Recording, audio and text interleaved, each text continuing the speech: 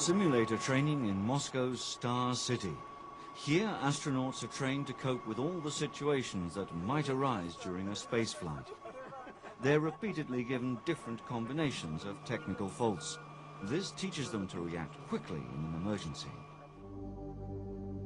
They're also made to practice the approach to the space station again and again in the simulator. This is a procedure of which Claudie Dessay has real-life experience.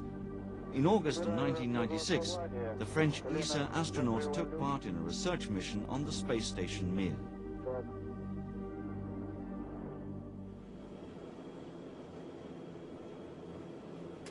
Claudie's work includes a large number of biomedical experiments.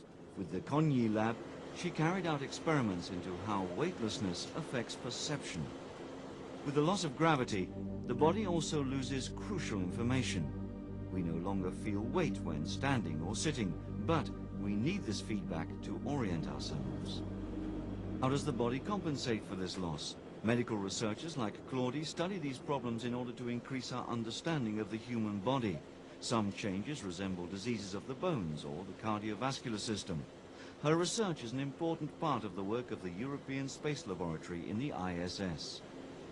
We will have two very important laboratories, facilities on board, one for biological purposes, the biolab system, and one is for the physiological studies, the European physiological modules. These low-pressure trousers were developed at the Astronaut Center in Cologne.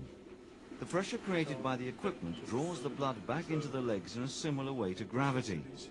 Claudie is working with a team of doctors and engineers on a new model for the ISS, which should help astronauts stay fit during long periods in space. We hope, all the astronauts, that mankind will go further and further in the quest of knowledge and the conquest of new worlds and the exploration of new worlds, planets. Somewhere it's not for our generation, but our generation of astronauts are preparing the future for the next generation. And we are very happy to participate.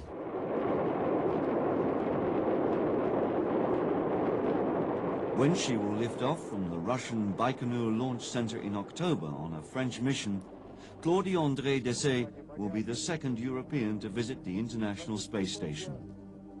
The Soyuz capsule, which is attached to the ISS as an emergency lifeboat, has to be replaced every 6 months.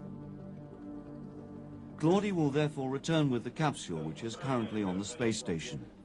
As a Soyuz return commander, she's also the only woman qualified to command the return flight of a 3-man capsule like Soyuz.